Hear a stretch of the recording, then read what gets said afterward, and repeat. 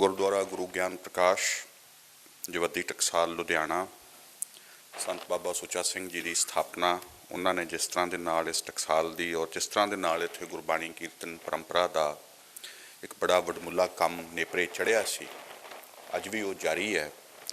ਔਰ ਉਸ ਸੰਸਥਾ ਉਸ ਟਕਸਾਲ ਦੇ ਵਰਤਮਾਨ ਮੁਖੀ ਸੰਤ ਬਾਬਾ ਅਮੀਰ ਸਿੰਘ ਜੀ, ਹਾਜ਼ਰ ਸੰਗਤ, डॉक्टर सरबजीत कौर संधावालिया जी और मेरे बहुत मोहतरम डॉक्टर अनुराग सिंह जी, सारिਆਂ ਨੂੰ ਵਾਹਿਗੁਰੂ जी का खालसा वाहिगुरू जी की फतेह। मेरे सामने दो मुश्किलां ने वड्डियां। सब तो वड्डी मुश्किल तो साडे सारिਆਂ ਦੇ ਲਈ गुरु नानक साहब ही ने कि उन्हां दे बारे गल करदियां और उन्हां दे 550वें जन्म पुरब बारे उस संदर्भ दे विच गल करदियां असीं गल किड्डी कर पा रहे हैं कि ये गुरु नानक साहब दी शान नूं उहदा सिर्फ वर्णन करना ही साडा काम है, सिर्फ इन्ना ही कि साडे लई सिर्फ इन्ना ही बचिआ है कि गुरु नानक साहब दी लीह जो सानूं लगदी है कि ये उन्हां दी लीह है, उहदे उत्ते कायम रहीए कि कुछ ये भी है कि 550 सालों के इस सफ़र नूं जरा रुक के देखिए कि असीं उस लीह दे खब्बे सज्जे अगे पिछे कितना गए हैं, की मसला है। तो किते ये तो नहीं कि जिथे असीं खड़े हैं असीं अपनी उस पोजीशन नूं जस्टिफाई करते हुए गुरु नानक साहब की व्याख्या अपनी उस स्थापना के अनुसार भी करते आ रहे हैं। एक गल तो ये, दूजी गल ये कि मेरा विषा इतिहास है, धर्मशास्त्र नहीं है। मैं इतिहास नूं असीं मनुखां दा जिहड़े जन्म लैंदे है, जिहड़े अनाज खांदे है, जिहड़े बोल बाणी ते अन्न पाणी दे नाल साजे जांदे है, औध पूरी करते हैं, निभाते हैं और उहदे विच वो कुछ ऐसियां कुछ संस्थावां, कुछ संगठन, कुछ परंपरावां, कुछ परिपाटियां खड़ियां कर सकते हैं या उहदे नाल लगदे है कि उन्हां दे निशान बड़े गूढ़े इतिहास दे विच रह जांदे आ और वो किस तरह दे नाल अपने तो बाद भी साडे नाल गल करते रहिंदे है। असीं अपने सवाल लैके अज दे उन्हां दे कोल जाने आ, जिवें अज डॉक्टर सरबजीत जी लैके गए ने कि असीं किस तरह दा कर लिया तो गुरु नानक साहब सानू की कह रहे हैं, तो कादर दा इहदे विच की मसला है। सो ये इन्हां दो सीमताइयां दे चलदियां मैं अज कोशिश करदा कि गुरु नानक साहब जी की शब्द सिरजना की जमीन कित्थे है। एक तो इहदे विच सवाल है कि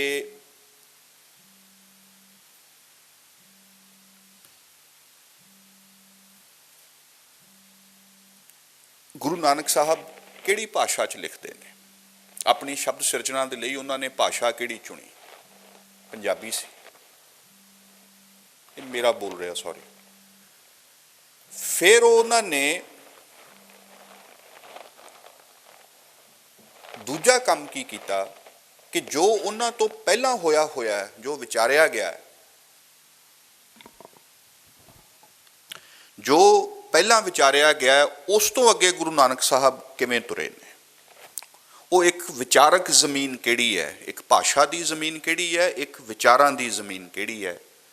ते तीजी गल ये कि की गुरु नानक साहब ने उस जमीन नूं सिर्फ उसे दी तौर नूं ही कीता कि उहदे विच कोई नवां हल भी वाया, जिसनूं आपां करतारपुर दे विच कल्ला यही ना करिए कि उत्थे गुरु नानक साहब ने खेती कीती, उहदे च विचार भी बीजे गए, उहदे विच शब्द भी बीजे गए, उन्हां दे अपने अनुभव भी उन्हां दे नाल सन। जिस बाणी जो कि साडी सिੱਖੀ दी मूल बाणी मन्नी जाती है, जपजी साहब जो साडा सिद्धांतक आधार है, ये करतारपुर साहब दे विच किरत करदियां होयां हल वाउंदियां होयां गुरु नानक साहब ने उत्थे उचरी है। सो ये जदों आपां गल करते हैं कि गुरु नानक साहब दे दौर दे संदर्भ की सन, किहड़ा फ्रेमवर्क सी जिस दे विच वो जिहड़ा उन्हां नूं मिलिया और उन्हां ने इस नूं किस तरह दे नाल रिड़किया हिलाया, किन्ना किहड़ियां उहदे विचों नवें ਦ੍ਰਿਸ਼ਟੀਕੋਣ ਉਹਨਾਂ ਨੇ ਖੜੇ ਕੀਤੇ, ਕਿਹੜੀ ਸਾਨੂੰ ਐਸੀ ਤਰੀਕਾਕਾਰ ਕੀ ਦਿੱਤਾ ਸਮਝਣ ਦਾ ਕਿ ਪਹਿਲੀਆਂ ਸਮਝਾਂ ਕਿਸ ਤਰ੍ਹਾਂ ਦੇ ਨਾਲ ਆ ਕੇ ਹੁਣ ਐਗਜ਼ੌਸਟ ਹੋ ਗਈਆਂ ਨੇ, ਬਸ ਹੋ ਗਈਆਂ ਨੇ, ਹੁਣ ਕਿਵੇਂ ਅੱਗੇ ਤੁਰਿਆ ਜਾਏ। ਮੈਂ ਪਹਿਲੀ ਉਹੀ ਗੱਲ ਕਰੂੰਗਾ ਕਿ ਉਸ ਦੌਰ ਦੀਆਂ ਇਤਿਹਾਸਕ ਸੰਭਾਵਨਾਵਾਂ ਦੇ ਵਿੱਚ ਜੇ ਉਹਦੀ ਮੈਂ ਰਾਜਨੀਤੀ ਦੇ ਪੱਖ ਨੂੰ ਦੇਖਾਂ ਤਾਂ ਇਹ ਦਲਾਂ ਤੇ ਫੌਜਾਂ ਦਾ ਦੌਰ ਹੈ। ਕਿਸਾਨ ਤੋਂ ਵੀ ਮਾਲੀਆ ਉਗਰਾਉਣ ਦੇ ਲਈ ਥੋੜ੍ਹੀ ਬਹੁਤੀ ਕੁਮਕ ਲੈ ਕੇ ਜਾਣਾ ਪੈਂਦਾ ਹੁੰਦਾ ਸੀ ਸਿੱਖਦਾਰ ਨੂੰ ਜਾਂ ਹੋਰਾਂ ਨੂੰ, ਔਰ ਉਹ ਬਹੁਤ ਜ਼ਿਆਦਾ ਮਾਲੀਆ ਲਿਆ ਜਾਂਦਾ ਸੀ। ਪਿੰਡਾਂ ਦਾ ਹਾਲ ਮੁਕਾਬਲਤਨ ਮਾੜਾ ਸੀ। ਸ਼ਹਿਰ ਨਵੇਂ ਵਸ ਰਹੇ ਸਨ। ਸ਼ਹਿਰ ਵੱਡੇ ਪੱਧਰ ਦੇ ਉੱਤੇ ਗੁਰੂ ਨਾਨਕ ਸਾਹਿਬ ਦੇ ਵੇਲੇ ਤੋਂ ਵੀ ਕੋਈ 150-200 ਸਾਲ ਪਹਿਲਾਂ ਵੱਡੇ ਸ਼ਹਿਰ ਵਸਣੇ ਸ਼ੁਰੂ ਹੁੰਦੇ ਨੇ। ਸ਼ਹਿਰਾਂ ਦਾ ਵਸੇਬ ਦਿੱਲੀ ਸਲਤਨਤ ਤੇ ਬਾਅਦ 'ਚ ਲੋਧੀਆਂ ਦੇ ਦੌਰ ਦੇ ਵਿੱਚ, ਤਾਂ ਹੀ ਆਪਾਂ ਲੁਧਿਆਣਾ ਹੈ ਜਿਹੜਾ, ਇਹ ਲੋਧੀਆਂ ਦੀ ਇੱਕ ਕਿਸਮ ਦਾ ਉਹਨਾਂ ਦਾ ਵਸਾਇਆ ਹੋਇਆ ਸ਼ਹਿਰ ਹੈ, ਔਰ ਇਹ ਕਿਸ ਤਰ੍ਹਾਂ ਦੇ ਨਾਲ ਇੱਕ ਕਿਸਮ ਦੀ ਜਿਹੜੀ ਬਾਦਸ਼ਾਹੀ ਸੜਕ ਦੇ ਨੇੜੇ ਰਹਿੰਦਾ ਹੈ। ਸੁਲਤਾਨਪੁਰ ਲੋਧੀ ਵੀ ਆਪਣੇ ਵੇਲੇ ਦਾ ਇੱਕ ਬੜਾ ਕਾਇਮ ਮੁਕਾਮ ਸ਼ਹਿਰ ਸੀ। ਸਰਹੰਦ ਦਾ ਨਾਂ ਹੀ ਜਿਹੜਾ ਇਹ ਦੱਸਦਾ ਕਿ ਇਹ ਅੱਜ ਸ਼ਹਿਰ ਸਾਨੂੰ ਛੋਟੇ ਲੱਗਦੇ ਨੇ, ਕਸਬੇ ਟਾਈਪ ਸਾਨੂੰ ਲੱਗਦੇ ਨੇ, ਪਰ ਉਸ ਸਮੇਂ ਵੱਡੇ ਸ਼ਹਿਰਾਂ ਦੇ ਵਿੱਚੋਂ ਸਨ ਇਹ। ਬਾਕੀ ਜਿਹੜੇ ਅਗਾਂਹ ਸਨ, ਮੁਲਤਾਨ, ਲਾਹੌਰ, ਕਸੂਰ, ਪੇਸ਼ਾਵਰ ਵਗੈਰਾ, ਉਹਨਾਂ ਦਾ ਜ਼ਿਕਰ ਆਪਾਂ ਇਹਦੇ ਨਾਲ ਜੋੜ ਕੇ ਕਰ ਸਕਦੇ ਹਾਂ। ਜਦੋਂ ਸ਼ਹਿਰ ਵਸ ਰਹੇ ਹੋਣ ਤਾਂ ਇੱਕ ਗੱਲ ਉਹਦੇ ਵਿੱਚ ਜਿਹੜੀ ਸਾਨੂੰ ਦਿਸਦੀ ਹੈ ਕਿ ਕਿਰਤੀ ਜਾਂ ਕਾਰੀਗਰ ਜਾਂ ਦਸਤਕਾਰ ਭਾਈਚਾਰਾ ਉੱਥੇ ਆਉਂਦਾ ਹੈ। ਉਸਨੇ ਉੱਥੋਂ ਦੇ ਵਸੇਬ ਦੇ ਲਈ ਜਿਹੜੇ ਜ਼ਰੂਰੀ ਸਮਾਨ ਹੈ ਉਹਨੂੰ ਬਣਾਉਣਾ ਹੁੰਦਾ ਹੈ। ਉਹਨਾਂ ਦੇ ਲਈ ਥੋੜ੍ਹੀ ਰਾਹਤ ਪੈਦਾ ਹੁੰਦੀ ਹੈ। ਆਉਂਦੇ ਨੇ ਸ਼ਹਿਰਾਂ ਦੇ ਵਿੱਚ, ਇੱਕ ਗੱਲ 'ਚ ਲੱਗਦੇ ਨੇ, ਥੋੜ੍ਹੀ ਖੁਸ਼ਹਾਲੀ ਆਉਂਦੀ ਹੈ, ਨਾਲ ਗਿਆਨ ਦੀ ਇੱਕ ਗੱਲ ਚੱਲਦੀ ਹੈ, ਔਰ ਜਿਹੜਾ ਉਹ ਬ੍ਰਾਹਮਣਵਾਦ ਦਾ ਅਤੇ ਵਰਨ ਆਸ਼ਰਮ ਦਾ ਜਿਹੜਾ ਇੱਕ ਜੂੜਾ ਪਿਆ ਹੋਇਆ ਉਹਦੇ ਖਿਲਾਫ ਬਗਾਵਤ ਕੌਣ ਕਰਦੇ ਨੇ ਵਿਚਾਰਾਂ ਦੇ ਵਿੱਚ। ਆਪਾਂ ਕਿਹਨਾਂ ਨੂੰ ਵੇਖਦੇ ਹਾਂ?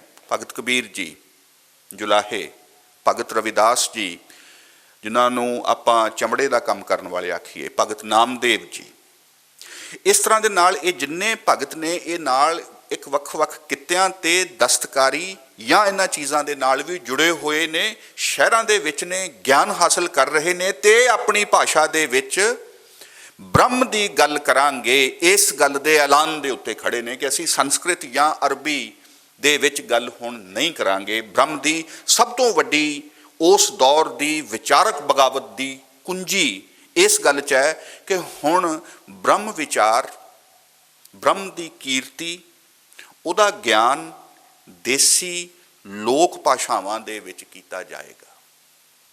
ਇਹ ਉਸ ਭਾਰੂ ਪੁਜਾਰੀ ਵਰਗ ਦੀ ਸੱਤਾ ਦੇ ਉੱਤੇ ਬੜਾ ਵੱਡਾ ਹਮਲਾ ਸੀ। ਗੁਰੂ ਨਾਨਕ ਸਾਹਿਬ ਤੋਂ ਪਹਿਲਾਂ ਸਾਨੂੰ ਪੰਜਾਬੀ ਦੇ ਵਿੱਚ ਲਿਖਿਆ ਹੋਇਆ ਜਿਹੜਾ ਕਿ ਸਿਧਾਂਤਕ ਪਰਪੱਕਤਾ ਵਾਲਾ ਕੋਈ ਕਲਾਮ ਹੋਵੇ ਉਹ ਸਿਰਫ ਬਾਬਾ ਫਰੀਦ ਜੀ ਦਾ ਮਿਲਦਾ। ਉਸ ਤੋਂ ਬਾਅਦ ਲਗਭਗ 150 ਪੌਣੇ 200 ਸਾਲ ਦਾ ਇੱਕ ਅੰਤਰ ਹੈ ਜਿਸ ਦੇ ਵਿੱਚ ਕਿ ਸਾਡੇ ਸਾਹਮਣੇ ਹੋਰ ਕੋਈ ਵੀ ਲਿਖਤ ਪੰਜਾਬੀ ਦੀ ਸਾਹਮਣੇ ਨਹੀਂ ਆਉਂਦੀ। ਆਮ ਫਹਿਮ ਹੈਗੀਆਂ ਨੇ, ਕੁਛ ਨਾਥ ਜੋਗੀਆਂ ਦੀਆਂ ਨੇ, ਪਰ ਉਹਨਾਂ ਦੇ ਵਿੱਚ ਕੋਈ ਸਿਧਾਂਤਕ ਪਰਪੱਕਤਾ ਨਹੀਂ ਹੈ। ਸੋ ਇੱਕ ਲਿਹਾਜ਼ ਦੇ ਨਾਲ ਜਦੋਂ ਗੁਰੂ ਨਾਨਕ ਸਾਹਿਬ ਇਸ ਗੱਲ ਨੂੰ ਕਹਿੰਦੇ ਨੇ ਕਿ ਮੈਂ ਪੰਜਾਬੀ ਦੇ ਵਿੱਚ ਆਪਣੇ ਲੋਕਾਂ ਦੀ ਗੱਲ ਕਰਨੀ ਹੈ, ਤਾਂ ਉਹ ਕਿੱਡੀ ਵੱਡੀ ਇੱਕ ਸੱਭਿਆਚਾਰਕ ਲੜਾਈ ਦਾ ਵੀ ਮੋਰਚਾ ਬਣ ਰਹੇ ਨੇ। ਇਹ ਵੀ ਮੈਨੂੰ ਲੱਗਦਾ ਹੈ ਕਿ ਸਾਨੂੰ ਗੌਰ ਕਰਨ ਦੀ ਲੋੜ ਹੈ। ਅਤੇ ਅੱਜ ਜਦੋਂ ਅਸੀਂ ਪੰਜਾਬੀ ਬੋਲਣ ਤੋਂ ਭੱਜ ਚੁੱਕੇ ਹਾਂ, ਜਿੰਨੇ ਅਸੀਂ ਇੱਥੇ ਬੈਠੇ ਹਾਂ ਆਪਣੇ ਬੱਚਿਆਂ ਨੂੰ ਅੰਗਰੇਜ਼ੀ ਸਕੂਲਾਂ ਦੇ ਵਿੱਚ ਪੜ੍ਹਾਉਣਾ ਚਾਹੁੰਦੇ ਹਾਂ ਅਤੇ ਨਾਲ ਗੁਰੂ ਨਾਨਕ ਸਾਹਿਬ ਦਾ ਕੀਰਤੀ ਮਹਿਮਾ ਵੀ ਅਸੀਂ ਉਹਦੇ ਨਾਲ ਕਰਦੇ ਰਹਿਣਾ ਚਾਹੁੰਦੇ ਹਾਂ, ਤਾਂ ਇੱਕ ਤਾਂ ਗੱਲ ਇਹ ਹੈ ਕਿ ਪੰਜਾਬੀ ਨੂੰ ਅਸੀਂ ਸਿਰਫ ਸ਼ਰਧਾ ਦੀ ਜ਼ੁਬਾਨ ਬਣਾ ਦਿੱਤਾ ਹੈ।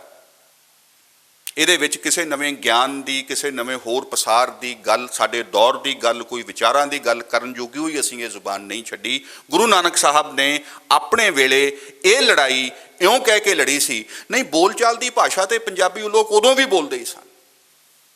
ਐਡਮਿਨਿਸਟ੍ਰੇਸ਼ਨ ਦੀ ਭਾਸ਼ਾ ਫਾਰਸੀ ਸੀ, ਗਿਆਨ ਦੀ ਭਾਸ਼ਾ ਅਰਬੀ ਸੀ, ਫਾਰਸੀ ਸੀ, ਸਾਧ ਭਾਸ਼ਾ ਸੀ, ਬ੍ਰਜ ਸੀ, ਸੰਸਕ੍ਰਿਤ ਸੀ, ਪੰਜਾਬੀ ਥੋੜ੍ਹਾ ਸੀ। ਤਾਂ ਅੱਜ ਦੇ ਦਿਨ ਅਸੀਂ ਇਸ ਦੇ ਨਾਲ ਕਿਸ ਲਿਹਾਜ਼ ਦੇ ਨਾਲ ਜੁੜਦੇ ਹਾਂ, ਇੱਕ ਤੇ ਸਵਾਲ ਇੱਥੇ ਖੜਦਾ ਹੈ ਕਿ ਮੈਂ ਗੁਰੂ ਨਾਨਕ ਸਾਹਿਬ ਦੀ ਇਸ ਸਟਰਗਲ ਨੂੰ ਇਸ ਲਿਹਾਜ਼ ਦੇ ਨਾਲ ਵੀ ਦੇਖਦਾ। ਦੂਜੀ ਗੱਲ ਉੱਥੇ ਕੀ ਹੋ ਰਹੀ ਹੈ ਕਿ ਦਲ ਬਣ ਰਹੇ ਨੇ। ਗੁਰੂ ਨਾਨਕ ਸਾਹਿਬ ਨੇ ਬੜੀਆਂ ਵਾਰਾਂ ਲਿਖੀਆਂ, ਆਪਾਂ ਜਾਣਦੇ ਹੀ ਹਾਂ। ਆਸਾ ਦੀ ਵਾਰ ਸਭ ਤੋਂ ਬੜੀ ਨਜ਼ਦੀਕ ਹੈ।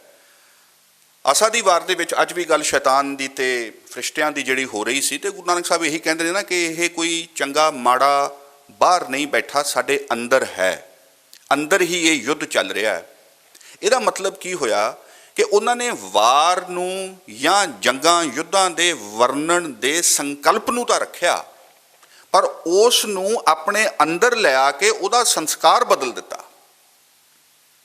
ਦੂਜੀ ਗੱਲ ਕੀ ਕੀਤੀ ਕਿ ਇਸ ਚੀਜ਼ ਨੂੰ ਹੋਰ ਦ੍ਰਿੜ ਕੀਤਾ ਕਿ ਜੇ ਆਪਾਂ ਸੋਚ ਕੇ ਦੇਖੀਏ ਕਿ ਜੋ ਇਹ ਦੌਰ ਸੀ, ਤੇ ਅਸੀਂ ਖਾਲਸਾ ਪੰਥ ਦੀ ਗੱਲ ਕਰਦੇ ਹਾਂ, ਉਸ ਤੋਂ ਬਾਅਦ ਖਾਲਸਾ ਰਾਜ ਦੀਆਂ ਗੱਲਾਂ ਕਰਦੇ ਹਾਂ, ਤਾਂ ਇਹ ਆਪਾਂ ਕਦੇ ਸੋਚਦੇ ਹਾਂ ਕਿ ਗੁਰੂ ਨਾਨਕ ਸਾਹਿਬ ਵੀ ਤਾਂ ਇੱਕ ਫੌਜ ਖੜੀ ਕਰ ਸਕਦੇ ਸੀ ਵੀ ਇਹੀ ਬਦਲਿਆ ਜਾਵੇ, ਲੜਾਈਆਂ ਦਾ ਦੌਰ ਹੈ, ਇੱਥੇ ਇਹੀ ਚੱਲ ਰਿਹਾ, ਮੈਨੂੰ ਇਹਦਾ ਸਿੱਧਾ ਟਾਕਰਾ ਇਉਂ ਹੀ ਕਰਨਾ ਚਾਹੀਦਾ ਹੈ। ਉਹ ਇਹ ਕਿਉਂ ਨਹੀਂ ਕਰਦੇ? ਕਿਉਂ ਨਹੀਂ ਉਹਨਾਂ ਨੇ ਕੋਈ ਫੌਜ, ਕੋਈ ਦਲ ਕਿਉਂ ਨਹੀਂ ਖੜਾ ਕੀਤਾ? ਕਿਉਂ ਉਹਨਾਂ ਨੇ, ਜਿਸ ਨੂੰ ਭਾਈ ਗੁਰਦਾਸ ਬਾਅਦ ਦੇ ਵਿੱਚ ਚੜ੍ਹਿਆ ਸੋਧਣ ਧਰਤ ਲੁਕਾਈ, ਤੇ ਉਹ ਵਾਰਾਂ ਦੇ ਵਿੱਚ ਲਿਖਦੇ ਨੇ ਇਸ ਸਾਰੀ ਗੱਲ ਨੂੰ ਕਿ ਗੁਰੂ ਨਾਨਕ ਸਾਹਿਬ ਨੂੰ ਇੱਕ ਯੋਧੇ ਸੂਰਬੀਰ ਦਰਵੇਸ਼ ਦੇ ਵਾਂਗੂ ਚਿੱਤਰਦੇ ਨੇ ਉਹ, ਕਿ ਹੈ ਤੇ ਇਹ ਯੋਧਾ ਹੀ, ਯੁੱਧ ਤੇ ਇਹ ਲੜ ਰਿਹਾ ਹੈ, ਕਿਹੜੀ ਵਿਧੀ ਦੇ ਨਾਲ ਲੜ ਰਿਹਾ ਹੈ। ਐਵੇਂ ਹੀ ਉਹ ਭਗਤ ਕਬੀਰ ਸਾਹਿਬ ਵੀ ਕਹਿੰਦੇ ਨਾ ਕਿ ਸਤਿਗੁਰ ਸੂਰਮੇ। ਇਸ ਗੱਲ ਨੂੰ ਸਮਝਣ ਦੀ ਲੋੜ ਹੈ ਕਿ ਵਾਰਾਂ ਲਿਖੀਆਂ ਜਾ ਰਹੀਆਂ। ਭਾਈ ਗੁਰਦਾਸ ਵੀ ਬਾਅਦ ਦੇ ਵਿੱਚ ਵਾਰ ਦੇ ਵਿੱਚ ਹੀ ਗੁਰੂ ਨਾਨਕ ਸਾਹਿਬ ਦਾ ਜ਼ਿਕਰ ਕਰਦੇ ਨੇ, ਪਰ ਗੁਰੂ ਨਾਨਕ ਸਾਹਿਬ ਕੋਈ ਦਲ ਨਹੀਂ ਖੜਾ ਕਰ ਰਹੇ। ਗੁਰੂ ਨਾਨਕ ਸਾਹਿਬ ਤੇ ਆਪਣੀਆਂ ਉਦਾਸੀਆਂ ਤੇ ਨਿਕਲਣ ਤੋਂ ਪਹਿਲਾਂ ਭਾਈ ਫਿਰੰਦਾ ਤੋਂ ਇੱਕ ਰਬਾਬ ਨੂੰ ਡਿਜ਼ਾਈਨ ਕਰਵਾਉਂਦੇ ਨੇ।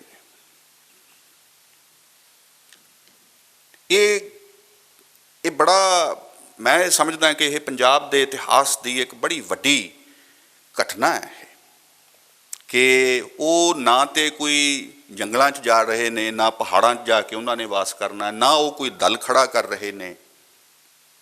ਉਹ ਰਬਾਬ ਡਿਜ਼ਾਈਨ ਕਰਵਾ ਕੇ ਕਿ ਇਸ ਕਿਸਮ ਦੀ, ਇਸ ਰਾਗ ਸੁਰ ਤਾਲ ਲੈ ਦੇ ਵਿੱਚ ਆਪਾਂ ਕੋਈ ਗੱਲ ਕਰਨੀ ਹੈ। ਮੈਨੂੰ ਇਹ ਵੀ ਲੱਗਦਾ ਕਿ ਆਪਾਂ ਸਾਰੇ ਜਾਣਦੇ ਹੀ ਹਾਂ ਕਿ ਸ਼ਬਦ ਨੂੰ ਜੇ ਆਪਾਂ ਸਿਰਫ ਪੜ੍ਹਨਾ ਹੋਵੇ, ਜੇ ਸਿਰਫ ਉਹ ਲਿਖੇ ਹੋਏ ਅੱਖਰਾਂ ਦੇ ਸੰਯੋਗ ਦੇ ਨਾਲ ਸ਼ਬਦ ਤੇ ਵਾਕ ਤੇ ਪਦ ਬਣਦੇ ਹੋਣ, ਤਾਂ ਇੱਕ ਸ਼ਬਦ ਗੁਰੂ ਨਾਨਕ ਸਾਹਿਬ ਦਾ ਮੁਸ਼ਕਿਲ ਦੇ ਨਾਲ 1-1.25 ਮਿੰਟ ਦੇ ਵਿੱਚ ਪੜ੍ਹਿਆ ਜਾ ਸਕਦਾ। ਗੱਲ ਖਤਮ ਹੈ, ਉਹ ਵੀ ਲਿਖਿਆ ਹੋਇਆ ਜੀ, ਉਹੀ ਅੱਖਰ ਨੇ। ਪਰ ਉਸੇ ਗੱਲ ਨੂੰ ਹੀ ਜੇ ਮੈਂ ਤੰਤੀ ਸਾਜ਼ਾਂ ਦੇ ਨਾਲ ਤੇ ਜਾਂ ਰਬਾਬ ਦੇ ਨਾਲ ਜਾਂ ਹੋਰਾਂ ਦੇ ਨਾਲ ਕਹਿਣਾ ਹੋਵੇ, ਉਹਨੂੰ ਸੁਰਬੱਧ ਤਰੀਕੇ ਦੇ ਨਾਲ ਉਹਨੂੰ ਲਿਜਾਣਾ ਹੋਵੇ, ਤਾਂ ਇੱਕ ਤਾਂ ਉਹਦਾ ਸੰਗਤੀ ਰੂਪ ਬਣਦਾ ਹੈ, ਦੂਜਾ ਇਹ ਕਿ ਉਸੇ ਹੀ ਸ਼ਬਦ ਨੂੰ ਮੈਂ 1.5 ਘੰਟੇ ਦੇ ਵਿੱਚ ਵੀ ਮੁਕੰਮਲ ਕਰ ਸਕਦਾ। ਕੀ ਹੁੰਦਾ ਉਹਨਾਂ 1.5 ਘੰਟੇ ਤੇ ਉਸ 1.5 ਮਿੰਟ ਦੇ ਦਰਮਿਆਨ ਕਿ ਸੰਗਤ ਕਿਸੇ ਸ਼ਬਦ ਦੇ ਨਾਲ ਉਸ ਸੁਰਤ ਦੇ ਵਿੱਚ ਜਾ ਕੇ ਉਹਦੇ ਨਾਲ ਇੱਕ ਆਪਣਾ ਰਿਸ਼ਤਾ ਕਾਇਮ ਕਰ ਸਕਦੀ ਹੈ। ਉਹਦੀਆਂ ਖੁਦ ਇਕਾਗਰ ਹੋ ਕੇ ਆਪਣੇ ਧੀਰਜ ਨੂੰ ਸੰਭਾਲ ਕੇ ਉਹਨੂੰ ਚੈਨਲਾਈਜ਼ ਕਰਕੇ ਉਹਦੇ ਨਾਲ ਉਹ ਇੱਕ ਆਪਣਾ ਸੁਤੰਤਰ ਰਿਸ਼ਤਾ ਵੀ ਬਣਾ ਸਕਦੀ ਹੈ। ਪਰ ਉਹਦੇ ਲਈ ਉਸ ਨੂੰ ਉਸ ਸ਼ਬਦ ਦੀਆਂ ਸੰਭਾਵਨਾਵਾਂ, ਉਹਦੇ ਅੰਦਰਲੇ ਬ੍ਰਹਿਮੰਡ, ਉਹਦੇ ਅੰਦਰਲੀਆਂ ਡੂੰਘਾਣਾਂ, ਉਹਦੇ ਅੰਦਰਲੇ ਸਫ਼ਰ ਦੇ ਹਾਣ ਦਾ ਹੋਣ ਦੀ ਇਹ ਇੱਕ ਵਿਧੀ ਉਹਨਾਂ ਨੇ ਖੜੀ ਕੀਤੀ। ਸੰਗਤ ਸਾਜਣ ਦਾ ਇਹ ਇੱਕ ਵਿਧੀ ਕਿ ਜਿਸ ਨੇ ਗਾਂਹ ਜਾ ਕੇ ਆਪਾਂ ਇਤਿਹਾਸ ਦੇ ਵਿੱਚ ਵੇਖਦੇ ਹਾਂ ਕਿ ਫਿਰ ਉਹ ਗਾਂਹ ਕਿਸ ਤਰ੍ਹਾਂ ਦੇ ਨਾਲ ਅੱਗੇ ਪਹੁੰਚਦੀ ਹੈ। ਮੈਨੂੰ ਲੱਗਦਾ ਕਿ ਗੁਰੂ ਨਾਨਕ ਸਾਹਿਬ ਨੇ ਆਪਣੇ ਦੌਰ ਦੇ ਤੇ ਸਾਡੇ ਅੱਜ ਦੇ ਦੌਰ ਦੇ ਵੀ ਜੋ ਅਸੀਂ ਇੱਕ ਪ੍ਰਚਲਿਤ ਅਭਿਆਸ ਬਣਾਇਆ ਹੋਇਆ ਸਾਰੀਆਂ ਗੱਲਾਂ ਨੂੰ, ਸਮਾਜ ਨੂੰ ਨਜਿੱਠਣ ਦਾ, ਉਹਦੇ ਵਿੱਚ ਉਹ ਵੱਡਾ ਵੱਢ ਮਾਰਦੇ ਆ, ਉਸ ਨੂੰ ਰੱਦ ਕਰਦੇ ਆ ਐਕਚੁਅਲੀ, ਔਰ ਨਵਾਂ ਰਾਹ ਇਹ ਕੱਢ ਕੇ ਦੱਸਦੇ ਆ। ਇਹ ਔਖਾ ਹੈ, ਇਹ ਗੱਲ ਨੂੰ ਵੀ ਮੈਂ ਕਹਿਣਾ ਚਾਹੂੰਗਾ, ਇਹ ਜ਼ਿਆਦਾ ਮੰਗ ਕਰਦਾ ਹੈ ਸਾਡੇ ਤੋਂ। ਜਦੋਂ ਅਸੀਂ ਉਹਦੇ ਤੇ ਨਹੀਂ ਨਿਭਦੇ ਤੇ ਫਿਰ ਅਸੀਂ ਉਹਨੂੰ ਘਟਾ ਕੇ ਆਪਣੇ ਜਿੰਨਾ ਲਿਆਉਣ ਦੀ ਕੋਸ਼ਿਸ਼ ਦੇ ਵਿੱਚ ਲੱਗ ਜਾਂਦੇ ਹਾਂ। ਤੇ ਪੰਜਾਬੀ ਭਾਈਚਾਰਾ, ਸਿੱਖ ਭਾਈਚਾਰਾ ਇਸ ਗੱਲ 'ਚ ਕਾਫੀ ਸਫਲ ਹੋਇਆ ਪਿਛਲੇ 550 ਸਾਲਾਂ ਦੇ ਵਿੱਚ ਕਿ ਅਸੀਂ ਗੁਰੂਆਂ ਨੂੰ ਲਗਭਗ ਆਪਣੇ ਵਰਗਾ ਕਰਨ ਦੇ ਵੱਲ ਤੁਰੇ ਹੋਏ ਹਾਂ, ਨਾ ਕਿ ਅਸੀਂ ਉਹਨਾਂ ਦੇ ਵਰਗੇ ਹੋਈਏ, ਉਹਨਾਂ ਦੀ ਵਿਧੀ, ਉਹਨਾਂ ਦੇ ਤਰੀਕਾਕਾਰ ਔਰ ਉਹਨਾਂ ਦੀ ਸਿਆਸਤ ਨੂੰ ਸਮਝਣ ਦੇ ਵੱਲ ਜਾਈਏ। ਇਹ ਇੱਕ ਗੱਲ ਸੀ। ਦੂਸਰੀ ਗੱਲ ਇਹ ਸੀ ਕਿ ਗੁਰਬਾਣੀ ਦੇ ਵਿੱਚ ਅੱਜ ਆਪਾਂ ਮੂਲ ਮੰਤਰ ਨੂੰ ਦਾ ਪਾਠ ਕੀਤਾ ਤੇ ਇੱਕ ਓਂਕਾਰ ਮਤਲਬ ਤੋਂ ਅਸੀਂ ਸ਼ੁਰੂ ਕਰਦੇ ਹਾਂ ਤੇ ਦ੍ਰਿੜ ਕਰਵਾਉਂਦੇ ਹਾਂ ਕਿ ਇੱਕ ਈਸ਼ਵਰਵਾਦ ਹੈ, ਇੱਕੋ ਹੀ ਹੈ, ਔਰ ਉਹਦੇ ਉੱਤੇ ਅਸੀਂ ਇੱਕ ਗਣਿਤ ਦਾ ਹਿੰਦਸਾ ਵੀ ਪਾ ਕੇ ਗੁਰੂ ਨਾਨਕ ਸਾਹਿਬ ਨੇ ਤੇ ਕੋਈ ਕਸਰ ਨਹੀਂ ਰਹਿਣ ਦਿੱਤੀ ਕਿ ਮਤੇ ਕੋਈ ਭੁੱਲ ਜਾਏ, ਮਤੇ ਕੋਈ ਇਹਦੀ ਕੋਈ ਇਸ ਕਿਸਮ ਦੀ ਕੋਈ ਵਿਆਖਿਆ ਖੜੀ ਕਰ ਲਏ। ਇਹ ਗੱਲ ਕਿਉਂ ਇੰਨਾ ਬਲ ਹੈ ਉਹਨਾਂ ਦਾ ਇਸ ਗੱਲ ਦੇ ਉੱਤੇ? ਮੈਂ ਇਹ ਸਮਝਦਾ ਕਿ ਇਹਦੇ 'ਚ 2-3 ਨੁਕਤੇ ਨੇ ਕਿ ਉਹ ਸਰਬ ਸ਼ਕਤੀਮਾਨ ਵੀ ਹੈ, ਉਹ ਦਇਆਲ ਵੀ ਹੈ, ਉਹ ਤੇ ਬਹੁਤ ਪ੍ਰੇਮ ਕਰਨ ਵਾਲਾ ਕੋਈ ਬਖਸ਼ਿੰਦ ਹਸਤੀ ਹੈ। ਉਹ ਸਾਡੇ ਨਾਲ ਹੈ, ਉਹ ਸਾਨੂੰ ਡਾਂਟਦਾ ਨਹੀਂ, ਉਹ ਗੁੱਸੇ ਨਹੀਂ ਹੁੰਦਾ, ਕੋਈ ਐਸੀ ਗੱਲ ਨਹੀਂ। ਇਸ ਇੱਕ ਗੱਲ ਨੇ, ਕਿਉਂਕਿ ਜਿਹੜੇ ਪਹਿਲਾਂ ਉਪਾਅ ਕੀਤੇ ਜਾਂਦੇ ਸਨ ਕਿ ਇਹ ਪਾਪ ਹੋ ਗਿਆ ਤੇ ਇੰਨਾ ਕੁਛ ਹੋਏਗਾ ਤੇ ਸਾਨੂੰ ਇਹਦਾ ਜ਼ਰਾ ਇਲਾਜ ਕਰ ਲੈਣ ਦਿਓ, ਅਸੀਂ ਤੁਹਾਡੇ ਬਿਹਾਫ ਦੇ ਉੱਤੇ ਜ਼ਰਾ ਉੱਪਰਲਿਆਂ ਦੇ ਨਾਲ ਗੱਲ ਕਰਦੇ ਹਾਂ, ਇਸ ਦੇ ਖਿਲਾਫ ਇੱਕ ਤੇ ਇਹਦੀ ਸਾਰੀ ਜਕੜ ਤੇ ਪਕੜ ਟੁੱਟਦੀ ਹੈ। ਦੂਜੀ ਗੱਲ ਇਹ ਕਿ ਆਪਾਂ ਇਹ ਗੌਰ ਕਰੀਏ ਕਿ ਇਹ ਕੁਝ ਚੀਜ਼ਾਂ ਵੱਖ-ਵੱਖ ਪੱਧਰਾਂ ਦੇ ਉੱਤੇ ਗੁਰੂ ਨਾਨਕ ਸਾਹਿਬ ਤੋਂ ਪਹਿਲਾਂ ਵੀ ਹੋ ਚੁੱਕੀਆਂ ਸਨ। ਕਠੋਪਨਿਸ਼ਦ, ਛਾਂਦੋਗਯ ਉਪਨਿਸ਼ਦ ਦੇ ਵਿੱਚ ਆਉਂਦੀਆਂ ਨੇ ਇਹ ਗੱਲਾਂ ਕਿ ਈਸ਼ਵਰ ਦੇ ਵੱਖ-ਵੱਖ ਜਿਹੜੇ ਇੱਕ ਕਿਸਮ ਦੇ ਜਿਹੜੇ ਇੱਕ ਈਸ਼ਵਰਵਾਦੀ ਕੁਝ ਸੰਕਲਪ ਨੇ ਉਹ ਧੁੰਦਲੇ ਰੂਪ ਦੇ ਵਿੱਚ ਸਾਹਮਣੇ ਆਉਂਦੇ ਨੇ, ਪਰ ਉਹ ਬਹੁਤੇ ਇਕਾਗਰ ਨਹੀਂ, ਉਹ ਬਹੁਤੇ ਸਿਧਾਂਤਕ ਤੌਰ ਦੇ ਉੱਤੇ ਉਹਨੇ ਮਜ਼ਬੂਤ ਨਹੀਂ। ਇੱਕ ਗੱਲ। ਫਿਰ ਦੂਜੀ ਇੱਕ ਗੱਲ ਆਉਂਦੀ ਹੈ ਜੋ ਮੈਂ ਨਾਥ ਜੋਗੀਆਂ ਦੇ ਬਗਾਵਤ ਦੇ ਵਿੱਚ ਵੇਖਦਾ, ਜੋ ਉਹਨਾਂ ਨੇ ਕੀਤੀ ਆਪਣੇ ਦੌਰ ਦੇ ਸਮਾਜਿਕ ਤੇ ਧਾਰਮਿਕ ਸੱਤਾ ਦੇ ਖਿਲਾਫ। ਉਹਦੇ ਵਿੱਚ ਉਹਨਾਂ ਨੇ ਬੌਧ ਧਰਮ ਤੋਂ ਲਿਆ, ਸਾਂਖਯ ਦਰਸ਼ਨ ਤੋਂ ਲਿਆ, ਯੋਗ ਤੋਂ ਲਿਆ, ਔਰ ਉਸ ਦੇ ਨਾਲ ਇੱਕ ਜਿਹੜੀ ਉਹਨਾਂ ਦੀ ਇੱਕ ਆਪਣੀ ਵਿਚਾਰਧਾਰਾ ਬਣੀ, ਉਸ ਨੇ ਇੱਕ ਹੱਦ ਤੱਕ ਸੀਮਤ ਹੱਦ ਤੱਕ ਤੇ ਇੱਕ ਰਾਹ ਕੱਢਿਆ, ਪਰ ਕਿਉਂਕਿ ਉਹ ਸਮਾਜਿਕਤਾ ਤੋਂ ਜ਼ਰਾ ਮੰਨਫੀ ਸਨ ਤੇ ਅਲੱਗ ਰਹਿੰਦੇ ਸਨ, ਇਸ ਕਰਕੇ ਉਹ ਬਹੁਤ ਵੱਡੀ ਹੱਦ ਤੱਕ ਇਹਦੇ ਵਿੱਚ ਕੋਈ ਸਮਾਜ ਦੇ ਰੁਝਾਨ ਦੇ ਵਿੱਚ ਕੋਈ ਬਹੁਤਾ ਫਰਕ ਨਾ ਪਾ ਸਕੇ। ਸਮਾਜਿਕਤਾ ਦੀ ਚੂਲ ਕਿਰਤ ਕਰਨ ਦੇ ਨਾਲ ਜੁੜੀ ਹੋਈ ਹੈ, ਲੇਬਰ ਉਹਦੀ ਜੜ ਦੇ ਵਿੱਚ ਬੈਠੀ ਹੈ।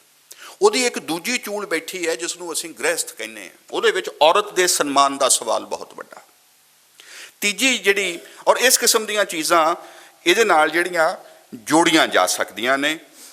ਤੀਸਰਾ ਜੋ ਮੈਂ ਦੇਖਦਾ ਕਿ ਅਗਲਾ ਇੱਕ ਜਿਹੜਾ ਪੜਾਅ ਆਉਂਦਾ ਹੈ ਜਿਸ ਨੂੰ ਅਸੀਂ ਰਾਮਾਨੰਦੀ ਸੰਪਰਦਾਇ ਦੇ ਨਿਰਗੁਣ ਭਗਤਾਂ ਦੇ ਨਾਲ ਜਿਹੜਾ ਜੋੜਦੇ ਹਾਂ, ਉਹਨਾਂ ਦੇ ਅੰਦਰ ਇੱਕ ਸਮਾਜਿਕਤਾ ਵੀ ਦਿਸਦੀ ਹੈ, ਉਹਨਾਂ ਦੇ ਅੰਦਰ ਬ੍ਰਾਹਮਣਵਾਦ ਦੇ ਖਿਲਾਫ ਇਸ ਕਿਸਮ ਦੀ ਇੱਕ ਵਿਚਾਰਕ ਬਗਾਵਤ ਵੀ ਦਿਸਦੀ ਹੈ, ਇੱਕ ਈਸ਼ਵਰਵਾਦ ਦੇ ਉੱਤੇ ਪਹਿਰਾ ਵੀ ਦਿਸਦਾ ਹੈ, ਪਰ ਉਹ ਇੱਕ ਹੱਦ ਤੋਂ ਅੱਗੇ ਕਿਸੇ ਗਹਿਰੀ ਨਵੀਂ ਸਮਾਜਿਕ ਸਿਰਜਣਾ ਦੇ ਪ੍ਰੋਜੈਕਟ ਨੂੰ ਅੱਗੇ ਨਾ ਤੋਰ ਸਕੇ। ਉਹਦੀਆਂ ਜਿਹੜੀਆਂ ਸੰਗਠਨਕ ਜਿਹੜੀਆਂ ਕੁਝ ਕੁ ਸੀਮਤਾਈਆਂ ਵੀ ਉਦੋਂ ਤੱਕ ਸਾਹਮਣੇ ਆ ਗਈਆਂ ਸਨ। ਉਹ ਕਿਸ ਤਰ੍ਹਾਂ ਦੇ ਨਾਲ ਵੱਖ-ਵੱਖ ਗੱਦੀਆਂ ਚੱਲ ਪਈਆਂ ਤੇ ਉਹਨਾਂ ਦੇ ਆਪਸ ਦੇ ਵਿੱਚ ਝਗੜੇ ਤੇ ਜਿਵੇਂ ਇਹ ਸਾਰੀ ਗੱਲ ਸ਼ੁਰੂ ਹੋਈ। ਇਹ ਤਿੰਨ ਚੀਜ਼ਾਂ ਧਾਰਮਿਕ ਪਰੰਪਰਾ ਤੇ ਵਿਚਾਰਕ ਪਰੰਪਰਾ ਦੇ ਵਿੱਚ ਗੁਰੂ ਨਾਨਕ ਸਾਹਿਬ ਤੋਂ ਪਹਿਲਾਂ ਮੋਟੇ ਤੌਰ ਦੇ ਉੱਤੇ ਇਹ ਤਿੰਨ ਪ੍ਰਵਿਰਤੀਆਂ ਜਾਂ ਇਹਦੇ 'ਚ ਇੱਕ ਕਿਸਮ ਦਾ ਵਿਕਾਸ ਵੀ ਹੈ। ਗੁਰੂ ਨਾਨਕ ਸਾਹਿਬ ਇਹਨਾਂ ਤਿੰਨਾਂ ਚੀਜ਼ਾਂ ਨੂੰ ਟ੍ਰਾਂਸੈਂਡ ਵੀ ਕਰਦੇ ਨੇ ਔਰ ਇਹਨਾਂ ਦੇ ਗੁਣ ਨੂੰ ਵੀ ਸਮਾਉਂਦੇ ਨੇ। ਉਹ ਪੂਰੀ ਤਰ੍ਹਾਂ ਦੇ ਨਾਲ ਵੀ ਨਹੀਂ ਛੱਡਦੇ ਔਰ ਉਸ ਦੇ ਵਿੱਚੋਂ ਉਹ ਇੱਕ ਆਪਣੀ, ਇਹਨੂੰ ਮੈਂ ਕਹਿ ਰਿਹਾ ਕਿ ਇਹ ਉਸ ਦੌਰ ਦੀ ਰਾਜਨੀਤਿਕ, ਆਰਥਿਕ ਤੇ ਇੱਕ ਸਿਧਾਂਤਕ ਜ਼ਮੀਨ ਗੁਰੂ ਨਾਨਕ ਸਾਹਿਬ ਨੂੰ ਇਸ ਇੱਕ ਕਿਸਮ ਦੀ ਮਿਲਦੀ ਹੈ। ਫਿਰ ਉਹ ਇਸ ਦੇ ਵਿੱਚੋਂ ਜਿਹੜਾ ਵੱਡਾ ਸਵਾਲ ਸੀ ਹਿੰਦੁਸਤਾਨ ਦਾ ਕਿ ਜਾਤੀਵਾਦ ਦਾ ਕੀ ਹੋਏਗਾ, ਉਹਦੇ ਲਈ ਆਪਾਂ ਜਾਣਦੇ ਹਾਂ ਕਿ ਸੰਗਤ ਨੂੰ ਕਿਸ ਤਰ੍ਹਾਂ ਦੇ ਨਾਲ ਕੀਰਤਨ ਦੇ ਨਾਲ ਜੋੜਨਾ ਹੈ, ਉਹਦੇ ਅੰਦਰ ਇੱਕ ਸ਼ੁਭ ਚਿੰਤਨੀ ਇੱਕ ਪਾਰਾਵਾਰ ਕਿਵੇਂ ਖੜਾ ਕਰਨਾ ਹੈ, ਜਿਸ ਦੇ ਵਿੱਚ ਕਿ ਅਗਲਾ ਪੜਾਅ ਲੰਗਰ ਦਾ ਵੀ ਹੈ, ਜਿੱਥੇ ਕਿ ਤੁਸੀਂ ਇਕੱਠਿਆਂ ਨੇ ਬੈਠ ਕੇ ਖਾਣਾ, ਤੁਸੀਂ ਉਸ ਨੂੰ ਇੱਕ ਸੰਸਥਾਈ ਆਧਾਰ ਵੀ ਦੇਣਾ ਹੈ, ਸਾਂਝੀਵਾਲਤਾ ਦੀ ਇਕੱਲੀ ਇੱਕ ਗੱਲ ਹੀ ਨਹੀਂ ਕਰਨੀ। ਤੇ ਤੀਜੀ ਜਿਹੜੀ ਗੱਲ ਹੈ ਕਿ ਇਸੇ ਨਹੀਂ ਅਗਾਂਹ ਜਾ ਕੇ ਇੱਕ ਸਾਂਝੀਵਾਲਤਾ ਦੇ ਲਈ ਲੜਨ ਵਾਲੇ ਇੱਕ ਸੰਗਠਿਤ ਧਰਮ ਕਹਿ ਲਈਏ, ਲਹਿਰ ਦਾ ਰੂਪ ਵੀ ਲੈਣਾ। ਇੱਥੇ ਆ ਕੇ ਮੈਂ ਜਿਹੜੀ ਗੱਲ ਪਹਿਲਾਂ ਕਹਿ ਰਿਹਾ ਸੀ ਕਿ ਇਹ ਜ਼ਰਾ ਵੱਡੇ ਸੰਦਰਭਾਂ ਦੇ ਵਿੱਚੋਂ ਹੁਣ ਆਪਾਂ ਥੋੜ੍ਹੀ ਗੱਲ ਕਰਦੇ ਹਾਂ ਕਿ ਦੋ ਸ਼ਖਸੀਅਤਾਂ ਦਾ ਅਸਰ ਸਾਰੇ ਉੱਤਰੀ ਭਾਰਤ ਦੇ ਉੱਤੇ ਬਹੁਤ ਸੀ। ਸ਼ੇਖ ਫਰੀਦ ਸਾਹਿਬ, ਭਗਤ ਕਬੀਰ ਜੀ, ਇਹ ਦੋਵੇਂ ਗੁਰੂ ਨਾਨਕ ਸਾਹਿਬ ਤੋਂ ਪਹਿਲਾਂ ਹੁੰਦੇ ਨੇ। ਉੱਥੇ ਮੈਂ ਇਹ ਗੱਲ ਨੂੰ ਵੇਖਦਾ, ਇਹ ਗੱਲ ਮੈਂ ਪਹਿਲਾਂ ਕਹਿ ਆਇਆ ਕਿ ਬਾਬਾ ਫਰੀਦ ਵੀ ਚਿਸ਼ਤੀਆ ਸਿਲਸਿਲੇ ਦੀ ਗੱਦੀ ਦੇ ਮੁਖੀ ਸਨ। ਮਹਿਰੌਲੀ ਦੇ ਵਿੱਚ ਉਹਨਾਂ ਦੀ ਚਿਸ਼ਤੀਆ ਸਿਲਸਿਲੇ ਦੀ ਗੱਦੀ ਵੀ ਸੁਲਤਾਨ ਦੇ ਬਰਾਬਰ ਹੀ ਲੱਗਦੀ ਹੁੰਦੀ ਸੀ, ਔਰ ਉਹਦੇ ਵਿੱਚ ਬਸ ਇੰਨਾ ਹੀ ਸੁਲਤਾਨ ਦੀ ਮੰਗ ਹੁੰਦੀ ਸੀ ਜਾਂ ਉਹਨਾਂ ਦੀ ਇਹ ਗੁਜ਼ਾਰਿਸ਼ ਹੁੰਦੀ ਸੀ ਕਿ ਬਸ ਆਪਣੀ ਮਿਹਰ ਦਾ ਹੱਥ ਇੱਕ ਵਾਰ ਸਾਡੇ ਸਿਰ ਤੇ ਰੱਖ ਦਿਓ। ਪਰ ਚਿਸ਼ਤੀਆਂ ਦੇ ਵਿੱਚ ਇਹ ਸੀ ਕਿ ਇਹਨਾਂ ਨੇ ਰਾਜ ਦਰਬਾਰਾਂ ਤੋਂ ਹਮੇਸ਼ਾ ਫਾਸਲਾ ਰੱਖਣਾ ਸੀ। ਸੋਹਰਾਵਰਦੀ ਜਾਂ ਨਕਸ਼ਬੰਦੀ ਦੂਸਰੇ ਸਨ ਜਿਹੜੇ ਕਿ ਉਵੇਂ ਹੀ ਦਰਬਾਰ ਲਾਉਂਦੇ ਸਨ, ਉਵੇਂ ਹੀ ਠਾਠ ਨਾਲ ਰਹਿੰਦੇ ਸਨ ਅਤੇ ਸੁਲਤਾਨਾਂ ਦੇ ਬੜੇ ਨੇੜੇ ਹੁੰਦੇ ਸਨ। ਬਾਬਾ ਫਰੀਦ ਸਾਡਾ ਪੰਜਾਬੀ ਦਰਵੇਸ਼ ਆਪਣੇ ਦੌਰ ਦਾ ਸਭ ਤੋਂ ਇਸਲਾਮ ਦੀ ਵਿਆਖਿਆ ਦੇ ਫਰੰਟੀਅਰਸ ਦੇ ਉੱਤੇ ਕੰਮ ਕਰਨ ਵਾਲਾ, ਸਿਧਾਂਤਕ ਪਰਪੱਕਤਾ ਵਾਲਾ ਸਾਡਾ ਵਿਦਵਾਨ ਛੱਡ ਕੇ ਆ ਜਾਂਦੇ ਨੇ ਇੱਕ ਰਾਤ। ਉੱਥੋਂ ਗੱਦੀ ਦੇ ਮੁਖੀ ਨੇ, ਉਹ ਛੱਡ ਕੇ ਆ ਜਾਂਦੇ ਨੇ ਕਿ ਮੈਂ ਆਪਣੇ ਲੋਕਾਂ ਤੋਂ ਦੂਰ ਨਹੀਂ ਰਹਿ ਸਕਦਾ, ਮੈਂ ਅਰਬੀ ਫਾਰਸੀ ਤੋਂ ਕੀ ਲੈਣਾ, ਮੇਰੇ ਲੋਕਾਂ ਦੇ ਵਿੱਚ ਹੀ ਖਾਲਕ ਖਲਕ ਮੈਂ ਖਾਲਕ। ਇਸ ਇੱਕ ਗੱਲ ਨੂੰ ਉਹਨਾਂ ਨੇ ਪਹਿਲਾਂ ਨਿਭਾਇਆ ਆਪਣੇ ਅੰਦਰ, ਔਰ ਉੱਥੋਂ ਉਹ ਕਿੱਥੇ ਆਉਂਦੇ ਆ, ਮੁਲਤਾਨ ਜ਼ਿਲ੍ਹੇ ਦੇ ਉਜਾੜ ਪੱਤਣ ਅਜੋਧਨ ਦੇ ਵਿੱਚ ਆ ਕੇ, ਕਿਹੜੀ ਥਾਂ ਸੀ ਉਹ, ਅਤੇ ਉੱਥੇ ਆ ਕੇ ਖਾਨਕਾ ਖੜੀ ਹੁੰਦੀ ਹੈ, ਔਰ ਉਸ ਖਾਨਕਾ ਦੇ ਵਿੱਚ ਪਹਿਲੀ ਵਾਰ ਪੰਜਾਬੀ ਦੇ ਵਿੱਚ ਸਿਖਲਾਈ ਪੜ੍ਹਾਈ ਦਾ ਦੌਰ ਸ਼ੁਰੂ ਹੁੰਦਾ। ਅਤੇ ਚਿਸ਼ਤੀਆ ਸਿਲਸਿਲੇ ਦੇ ਵਿੱਚ ਸੰਗੀਤ ਦੇ ਉੱਤੇ ਬਲ ਹੈ, ਬਾਕੀ ਇਸਲਾਮ ਦੇ ਵਿੱਚ ਨਹੀਂ ਹੈ। ਲੰਗਰ ਦੀ ਪਰੰਪਰਾ ਹੈ ਉੱਥੇ, ਜੋ ਸਵੇਰੇ ਬਣੇਗਾ ਉਹਨੇ, ਜੋ ਉਨੀ ਵੀ ਰਸਦ ਆਏਗੀ ਉਹਨੇ ਸ਼ਾਮ ਤੱਕ ਖਤਮ ਹੋਣਾ ਹੀ ਹੋਣਾ, ਉਹ ਅਗਲੇ ਦਿਨ ਨਹੀਂ ਲਿਜਾਈ ਜਾਏਗੀ। ਉਹਦੇ ਵਿੱਚ ਵੀ ਜਿਸ ਨੂੰ ਅੱਗੇ ਗੱਦੀ ਦਿੱਤੀ ਜਾਏਗੀ ਉਹ ਪੁਸ਼ਤੈਨੀ ਨਹੀਂ ਹੋਏਗੀ, ਉਹ ਆਪਣੇ ਸਭ ਤੋਂ ਸਮਰੱਥ ਅਤੇ ਸਭ ਤੋਂ ਪਰਪੱਕ ਮੁਰੀਦ ਨੂੰ ਹੀ ਤੁਸੀਂ ਆਪਣੀ ਗੱਦੀ ਅੱਗੇ ਦਿਓਗੇ। ਔਰ ਇਸੇ ਕਰਕੇ ਬਾਬਾ ਫਰੀਦ ਤੋਂ ਪਹਿਲਾਂ ਚਿਸ਼ਤੀਆਂ ਦੀ ਗੱਦੀ ਠੱਪ ਹੋ ਚੁੱਕੀ ਸੀ ਕੁਝ ਸਮੇਂ ਦੇ ਲਈ, ਕਿ ਹਜੇ ਕੋਈ ਹੈ ਨਹੀਂ ਸਾਡੇ ਕੋਲ ਬੰਦਾ। ਸੋ ਇਹ ਕੁਝ ਚੀਜ਼ਾਂ ਨੇ ਜਿਹੜੀਆਂ ਚਿਸ਼ਤੀਆ ਸਿਲਸਿਲੇ ਤੋਂ ਵੀ ਸਿੱਖੀ ਦੇ ਨਾਲ ਇੱਕ ਸੰਵਾਦ ਦੇ ਵਿੱਚ ਪੈਂਦੀਆਂ ਨੇ। ਗੁਰੂ ਨਾਨਕ ਇਹਦੀ ਜੜ ਲਾਉਂਦੇ ਆ, ਇੱਕ ਪੁਲ ਬਣਦੇ ਆ ਇਸ ਪਾਸਿਓਂ। ਔਰ ਉਹਦੇ ਵਿੱਚ ਮੈਨੂੰ ਇੱਕ ਜਿਹੜੀ ਉਹਨਾਂ ਦਾ ਫਰੇਜ਼ ਹੈ ਕਿ ਬਾਬਾ ਫਰੀਦ ਸਾਹਿਬ ਦਾ, ਕਿ ਦਿਲ ਮੁਹੱਬਤ ਜਿਨ ਸੇਈ ਸੱਚਿਆ, ਦਿਲ ਮੁਹੱਬਤ ਜਿਨ ਸੇਈ ਸੱਚਿਆ। ਮੈਨੂੰ ਕਈ ਵਾਰ ਇਹ ਲੱਗਦਾ ਕਿ ਇਹ ਪੰਜਾਬੀ ਹੋਣ ਦੀ ਉਹਨਾਂ ਨੇ ਇੱਕ ਸ਼ਰਤ ਖੜੀ ਕਰ ਦਿੱਤੀ ਹੈ ਕਿ ਇਹ ਘੱਟੋ ਘੱਟ ਹੈਗਾ। ਮੁਹੱਬਤ, ਪ੍ਰੇਮ, ਅਨੁਰਾਗ ਜੇ ਤੁਹਾਡੇ ਅੰਦਰ ਆਏਗਾ, ਸੱਚ ਦੇ ਲਈ ਰਾਹ ਫੇਰ ਖੁੱਲ੍ਹੇਗਾ। ਸੱਚ ਤੇ ਮੁਹੱਬਤ ਇੱਥੇ ਜੋੜ ਦਿੱਤੀ ਗਈ ਹੈ, ਇਹ ਵੱਡੀ ਗੱਲ ਹੈ। ਅਸੀਂ ਅੱਜ ਕੱਲ੍ਹ ਇਹਨਾਂ ਨੂੰ ਅਲੱਗ ਅਲੱਗ ਕਰਕੇ ਦੇਖਦੇ ਹਾਂ। ਉਧਰਲੇ ਪਾਸਿਓਂ ਭਗਤ ਕਬੀਰ ਇੱਕ ਬੜੀ ਵੱਡੀ ਕਿਸਮ ਦੇ ਨਾਲ ਉਹ ਜਿਵੇਂ ਤੀਰ ਛੱਡਦੇ ਆ, ਉਹ ਬੁਲੰਦ। ਕਬੀਰ ਜੋ ਤੁਹ ਸਾਧ ਪਿਰਮ ਕੀ ਸੀਸ਼ ਕਾਟ ਕਰ ਗੋਏ। ਕਬੀਰ ਜੇ ਤੈਨੂੰ ਪ੍ਰੇਮ ਦੀ ਸਾਧਨਾ ਜਾਂ ਉਹਦੀ ਸਾਧ ਹੈ ਤਾਂ ਪਹਿਲਾਂ ਸਿਰ ਕੱਟ ਕੇ ਤੇ ਉਹਦੀ ਗੇਂਦ ਬਣਾ। ਖੇਲਤ ਖੇਲਤ ਹਾਲ ਕਰ ਜੋ ਕਿਛ ਹੋਏ ਤੋ ਹੋਏ। ਖੇਡ ਫਿਰ ਇਹਦੇ ਨਾਲ, ਜੋ ਹੋਏ ਸੋ ਹੋਏ, ਫਿਰ ਵੇਖਣਾ ਨਹੀਂ।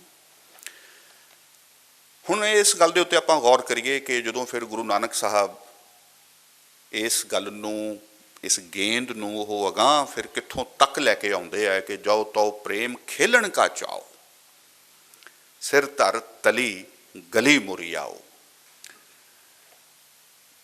ਮੁੱਦਾ ਇਹ ਹੈ ਕਿ ਸ਼ਹਾਦਤ ਪ੍ਰਵਾਨ ਕਰੋ ਪਹਿਲਾਂ ਤੇ, ਕਿ ਜੋ ਤੁਸੀਂ ਹੋ ਇਹ ਨਹੀਂ ਰਹਿਣਾ, ਬਦਲ ਜਾਓਗੇ ਤੁਸੀਂ। ਅਨੁਰਾਗ, ਪ੍ਰੇਮ, ਮੁਹੱਬਤ ਐਕਚੁਅਲੀ ਇਹ ਕਰਦੀ ਹੈ, ਇਹ ਤੁਹਾਨੂੰ ਤੁਹਾਡੀਆਂ ਇਹਨਾਂ ਦੁਨਿਆਵੀ ਬੰਦਸ਼ਾਂ ਤੋਂ ਆਜ਼ਾਦ ਕਰਦੀ ਹੈ। ਸਾਂਝ ਪਾਉਣੀ ਹੈ ਕਿਸੇ ਦੇ ਨਾਲ, ਕਿਸੇ ਦਾ ਹੋ ਰਹਿਣਾ ਹੈ। ਔਰ ਉੱਥੇ ਉਹਦੇ ਵਿੱਚੋਂ ਹੀ ਸੱਚ ਨੇ ਉਗਮਣਾ ਹੈ। ਸੱਚ ਦੇ ਉਗਮਣ ਦੇ ਵਿੱਚ ਕਿ ਪ੍ਰੇਮ ਦੀ ਜੇ ਖੇਡ ਹੈ ਅੰਦਰ, ਜੇ ਉਹਦੀ ਸਾਧ ਹੈ, ਤਾਂ ਇਹਦੀ ਗੇਂਦ ਬਣਾਓ ਸਿਰ ਦੀ। ਫਿਰ ਜੋ ਹੋਏ ਸੋ ਹੋਏ, ਫਿਰ ਵੇਖੋ। ਤੇ ਗੁਰੂ ਨਾਨਕ ਸਾਹਿਬ ਫਿਰ ਇਸ ਗੱਲ ਨੂੰ ਪਹਿਲੀ ਹੋਈ ਸਤਰ ਦੇ ਵਿੱਚ ਉਹ ਇੰਨਾ ਇਸ ਨੂੰ ਮਜ਼ਬੂਤੀ ਦੇ ਨਾਲ ਉਹ ਕੱਸ ਦਿੰਦੇ ਹੈ, ਜਾਓ ਤੋ ਪ੍ਰੇਮ ਖੇਲਣ ਕਾ ਚਾਓ, ਪ੍ਰੇਮ ਖੇਲਣ ਸਿਰ ਧਰ ਤਲੀ ਗਲੀ ਮੁਰੀ ਆਓ। ਇਹ ਦੋਵੇਂ ਚੀਜ਼ਾਂ ਦੇ ਇੱਕ ਖੇਡ ਵੀ ਹੈ ਤੇ ਸਿਰ ਵੀ ਤਲੀ ਤੇ ਧਰਨਾ ਹੈ। ਔਰ ਫਿਰ ਉਹਨਾਂ ਨੂੰ ਲੱਗਿਆ ਵੀ ਹਜੇ ਗੱਲ ਇੰਨੇ ਕੁ ਦੇ ਨਾਲ ਮੁਕੰਮਲ ਨਹੀਂ ਹੋਈ, ਪੰਜਾਬੀਆਂ ਨੂੰ ਗੱਲ ਇੰਨੇ ਕੁ ਦੇ ਨਾਲ ਨਹੀਂ ਸਮਝ ਲੱਗਦੀ। ਫਿਰ ਉਹ ਅਗਲਾ ਫਿਕਰਾ, ਅਗਲਾ ਵਾਕ ਇਹਦੇ ਨਾਲ ਜਿਹੜੀ ਉਹ ਤੁਕ ਜੋੜਦੇ ਹੈ, ਉਹਦੇ ਵਿੱਚ ਗੱਲ ਬੇਸਿਕਲੀ ਇੰਨੇ ਕੁ 'ਚ ਹੋ ਚੁੱਕੀ ਹੈ, ਪਰ ਉਹ ਗਾਂ ਸਾਡੇ ਲਈ ਹੈ ਕਿ ਇਤ ਮਾਰਗ ਪੈਰ ਧਰੀ ਜਾਏ, ਸਿਰ ਦੀ ਜਾਏ, ਕਾਣ ਨਾ ਕੀ ਜਾਏ। ਇਤ ਮਾਰਗ ਪੈਰ ਧਰੀ ਜਾਏ, ਸਿਰ ਦੀ ਜਾਏ, ਕਾਣ ਨਾ ਕੀ ਜਾਏ। ਔਰ ਇਹ ਗੱਲ ਪ੍ਰੇਮ ਦੇ ਖੇਲਣ ਦੇ ਨਾਲ, ਇਹ ਕਿਉਂ ਜਿਹੀ ਖੇਡ ਹੈ, ਇਹ ਕਿਉਂ ਇਹਨੂੰ ਖੇਡ ਕਹਿ ਰਹੇ ਆ? ਉਹ ਜੰਗ ਹੀ ਕਿਉਂ ਨਹੀਂ ਕਹਿ ਦੇ ਰਹੇ ਇਹਨੂੰ?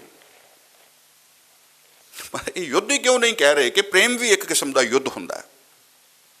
ਖੇਡ ਉਹਨਾਂ ਨੇ ਆਖਿਆ ਕਿ ਕਿਤੇ ਨਾ ਕਿਤੇ ਉਹ ਇਹ ਵੀ ਗੱਲ ਕਹਿ ਰਹੇ ਨੇ ਕਿ ਇਹ ਖੇਡ ਤੇ ਜੰਗ ਇਹ ਦੋ ਅਲੱਗ-ਅਲੱਗ ਗੱਲਾਂ ਨਹੀਂ, ਇਹ ਸੂਤਰ ਇੱਕੋ ਹੀ ਹੈ। ਇਹਨੇ ਆਪਣੀ ਯੂਨਿਟੀ ਦੇ ਵਿੱਚ ਹੀ ਇਸ ਨੇ ਹਕੀਕਤ ਦੇ ਵਿੱਚ ਆਉਣਾ। ਇਹ ਅਲੱਗ-ਅਲੱਗ ਜਦੋਂ ਅਸੀਂ ਜੁੱਟ ਅਲੱਗ ਬਣਾ ਦਿਆਂਗੇ, ਸਿੱਖੀ ਨੇ ਇਹ ਕੰਮ ਕੀਤਾ ਕਿ ਇਹਨੇ ਹਰੇਕ ਚੀਜ਼ ਨੂੰ ਸੂਤਰਬੱਧ ਤੇ ਉਹਦੇ ਅੰਦਰ ਜੋੜਨ ਦਾ ਇੱਕ ਵਿਧੀ ਸਾਨੂੰ ਖੜੀ ਕਰਕੇ ਦਿੱਤੀ ਹੈ। ਔਰ ਉਸ ਨੂੰ ਬੜਾ ਨਿੱਘਰ ਢੰਗ ਦੇ ਨਾਲ ਗੁਰੂ ਨਾਨਕ ਸਾਹਿਬ ਨੇ ਇਹ ਪ੍ਰਤਿਮਾਨ ਖੜੇ ਕਰਕੇ ਦਿੱਤੇ, ਆਉਣ ਵਾਲੇ ਗੁਰੂਆਂ ਦੇ ਲਈ ਵੀ, ਸੰਗਤ ਦੇ ਲਈ ਵੀ, ਪੰਜਾਬੀਆਂ ਦੇ ਲਈ ਵੀ। ਇੱਥੋਂ ਫਿਰ ਮੈਨੂੰ ਇਹ ਗੱਲ ਲੱਗਦੀ ਹੈ ਕਿ ਦਿਲੇ ਮੁਹੱਬਤ ਜਿਨ ਤੇ ਦੂਸਰੇ ਪਾਸੇ ਕਿ ਇਹਦੀ ਗੇਂਦ ਬਣਾਓ ਤੇ ਸਿਰ ਸੀਸ ਤਲੀ ਤੇ ਧਰੋ ਤੇ ਕਾਣ ਨਾ ਕੀ ਜਾਏ, ਸਿਰ ਦੀ ਜਾਏ। ਮਤਲਬ ਸਿਰ ਦੇਣ ਨੂੰ ਤੁਸੀਂ ਇਸ ਭਾਸ਼ਾ 'ਚ ਲਿਖ ਰਹੇ ਹੋ ਕਿ ਇਹ ਤੇ ਜਿਵੇਂ ਨਾ ਐਵੇਂ ਹੁੰਦਾ ਵੀ ਯਾਰ ਜੁੱਤੇ ਝਾੜ ਕੇ ਆਇਓ, ਜਿਵੇਂ ਅੱਜ ਕੱਲ੍ਹ ਲਿਖਿਆ ਹੁੰਦਾ ਕਿ ਜੁੱਤੀ ਝਾੜ ਕੇ ਚੜ੍ਹੀ ਮੁਟਿਆਰੇ। ਸਿਰ ਦੇਣ ਨੂੰ ਉਹਨਾਂ ਨੇ ਇੰਨਾ ਜਿਵੇਂ ਊੜਾ ਆੜਾ ਸਿੱਖਣ ਵਾਲੀ, ਇਹ ਤਾਂ ਮੁੱਢਲੀ ਜਿਹੀ ਗੱਲ ਆ, ਪਹਿਲਾਂ ਤਾਂ ਇਹ ਦੇ ਕੇ ਆਓ ਤੁਸੀਂ। ਇਸ ਗੱਲ ਨੂੰ ਭੁੱਲਣਾ ਨਹੀਂ ਚਾਹੀਦਾ। ਇਹ ਕੋਈ ਬਹੁਤ ਉਹਨਾਂ ਨੂੰ ਕੋਈ ਵੱਡੀ ਕੁਰਬਾਨੀ ਨਹੀਂ ਮਿਥੀ, ਇਹ ਬੁਨਿਆਦੀ ਸ਼ਰਤ ਹੈ ਸਿੱਖ ਹੋਣ ਦੀ, ਪ੍ਰੇਮ ਦੀ ਸਿਰਜਣਾ ਦੀ ਖਾਤਰ। ਔਰ ਫਿਰ ਉਹ ਜਿਹੜੀ ਗੱਲ ਕਹਿੰਦੇ ਹੈ ਕਿ ਸੱਚ ਕੀ ਬਾਣੀ ਨਾਨਕ ਆਖੈ, ਸੱਚ ਸੁਣਾਏ ਸੀ ਸੱਚ ਕੀ ਬੇਲਾ। ਸੱਚ ਦੇ ਉੱਤੇ ਐਮਫੈਸਿਸ ਹੁਣ ਕਿਵੇਂ ਵੱਧਦਾ ਹੈ, ਜਿਹੜੀ ਗੱਲ ਉੱਥੋਂ ਤੁਰੀ ਹੁਣ ਸੱਚ ਕਮਾਉਣ ਤੱਕ ਕਿਵੇਂ ਪਹੁੰਚਿਆ। ਔਰ ਅਗਲੀ ਗੱਲ ਜਿਹੜੀ ਬਣਦੀ ਹੈ ਕਿ ਸੱਚਾ ਹੋਣ ਤੋਂ ਵੱਧ ਕੇ ਸੱਚ ਆਚਾਰ ਧਾਰਨ ਕਰਨਾ ਜ਼ਿਆਦਾ ਜ਼ਰੂਰੀ ਹੈ। ਆਚਾਰ ਦੇ ਵਿੱਚ ਤੇ ਇਹਨੂੰ ਵਿਹਾਰ ਅਭਿਆਸ ਦੇ ਵਿੱਚ ਲੈ ਕੇ ਆਓ ਕਿ ਸੱਚ ਔਰ ਹੈ ਸਭ ਕੋ ਉੱਪਰ ਸੱਚ ਆਚਾਰ। ਸੱਚ ਆਚਾਰ ਨੂੰ ਆਪਾਂ ਕਹਿ ਸਕਦੇ ਹਾਂ ਕਿ ਸਚਿਆਰਾ, ਜਿਸ ਨੇ ਸੱਚ ਦਾ ਆਚਾਰ ਧਾਰਨ ਕੀਤਾ, ਅਸੀਂ ਉਸ ਨੂੰ ਸਚਿਆਰਾ ਆਖ ਸਕਦੇ ਹਾਂ।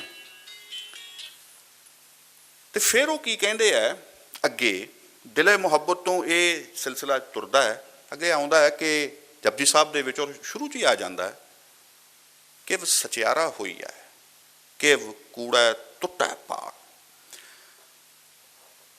ਬਹੁਤੇ ਬੰਦੇ ਇੱਥੇ ਜੇ ਗੱਲ ਮੇਰੇ ਖਿਆਲ ਰੱਖ ਜਾਂਦੇ ਆ ਕਿ ਬਸ ਜੀ ਕਿਵੇਂ ਸਚਿਆਰਾ ਕਿਵੇਂ ਹੋਈਏ। ਉਹ ਕਹਿੰਦੇ ਨਹੀਂ, ਸਚਿਆਰਾ ਹੋਣਾ ਇਹ ਤੁਹਾਡਾ ਆਪਣੇ ਅੰਦਰੂਨੀ ਮਾਮਲਾ ਹੀ ਨਹੀਂ ਹੈ, ਇਹਦਾ ਇੱਕ ਟੈਸਟ ਵੀ ਹੈ ਕਿ ਕੂੜ ਦੀ ਕੰਧ ਟੁੱਟੇਗੀ ਕਿ ਨਹੀਂ ਟੁੱਟੇਗੀ। ਕਿਵ ਸਚਿਆਰਾ ਹੋਈ ਹੈ, ਕਿਵ ਕੂੜਾ ਟੁੱਟਾ ਪਾਲ। ਤੇ ਜੇ ਕੂੜ ਦੀ ਪਾਲ ਖੜੀ ਹੈ, ਜੇ ਕੂੜ ਦੀ ਕੰਧ ਹੋਰ ਉਸਰ ਰਹੀ ਹੈ, ਵੱਧ ਰਹੀ ਹੈ, ਉਹਦੀ ਤਾਕਤ ਵੱਧ ਰਹੀ ਹੈ, ਫਿਰ ਸਾਨੂੰ ਆਪਣੇ ਸਚਿਆਰੇ ਹੋਣ ਦੇ ਉੱਤੇ ਸ਼ੱਕ ਕਰਨਾ ਚਾਹੀਦਾ। ਇਹ ਦੋਵੇਂ ਗੱਲਾਂ ਨਾਲ ਨਾਲ ਨਹੀਂ ਚੱਲਣਗੀਆਂ। ਅਸੀਂ ਸਚਿਆਰੇ ਵੀ ਹਾਂ ਪਰ ਕੂੜ ਦੀ ਕੰਧ ਦਾ ਪਸਾਰਾ ਵੀ ਬਹੁਤ ਜ਼ਿਆਦਾ। ਕੋਈ ਇੱਕ ਗੱਲ ਤੇ ਰਹੇਗੀ, ਜਾਂ ਅਸੀਂ ਰਹਾਂਗੇ ਜਾਂ ਕੂੜ ਦੀ ਕੰਧ ਰਹੇਗੀ। ਇਹ ਪ੍ਰੇਮ ਨਿਭਾਉਣ ਦਾ, ਮੁਹੱਬਤ ਨੂੰ ਨਿਭਾਉਣ ਦਾ, ਗੁਰੂ ਰਾਮਦਾਸ ਤੇ ਇਹਨੂੰ ਆਸਕੀ ਦੇ ਨਾਲ ਵੀ ਸ਼ਬਦ ਆਉਂਦਾ ਉਹਦੇ ਵਿੱਚ। ਇਹ ਉਹਦੀ ਵਿਧੀ ਹੈ ਕਿ ਸਿਰ ਦੀਜੈ ਕਾਣ ਨਾ ਕੀਜੈ ਤੇ ਕਿਵ ਕੂੜਾ ਟੁੱਟੈ ਪਾਲ। ਇਹ ਚੀਜ਼ਾਂ ਇਸ ਤਰ੍ਹਾਂ ਦੇ ਨਾਲ ਗੁਰੂ ਨਾਨਕ ਸਾਹਿਬ ਦੇ ਲਈ ਸਿਆਸਤ ਤੇ ਪ੍ਰੇਮ ਤੇ ਸੰਗਤ ਤੇ ਸੰਗੀਤ ਤੇ ਜੰਗ ਤੇ ਰਾਗ ਦੇ, ਇਹ ਉਹਨਾਂ ਦੇ ਲਈ ਜੁਦਾ ਗੱਲਾਂ ਨਹੀਂ ਨੇ, ਇਹ ਬਿਲਕੁਲ ਜੁੜੀਆਂ ਹੋਈਆਂ ਨੇ, ਇੱਕੋ ਹੀ ਗੱਲ ਹੈ। ਪਰ ਉਹਨਾਂ ਦੀ ਇਹ ਸਾਡੇ ਕੋਲ ਇੱਕ ਉਹ ਸੁਨੇਹਾ ਉਹਨਾਂ ਦਾ ਇਸ ਕਿਸਮ ਦੇ ਨਾਲ ਇਹ ਪਹੁੰਚਦਾ ਹੈ।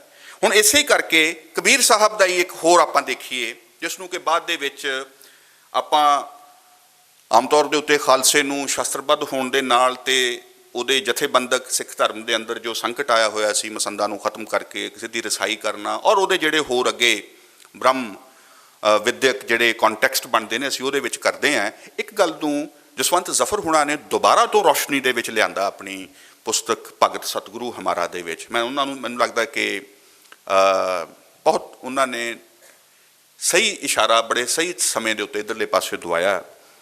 ਕਬੀਰ ਸਾਹਿਬ ਕੀ ਕਹਿੰਦੇ ਨੇ, ਕਹ ਕਬੀਰ ਜਨ ਭਏ ਖਾਲਸੇ, ਪ੍ਰੇਮ ਭਗਤ ਜਿਹ ਜਾਨੀ।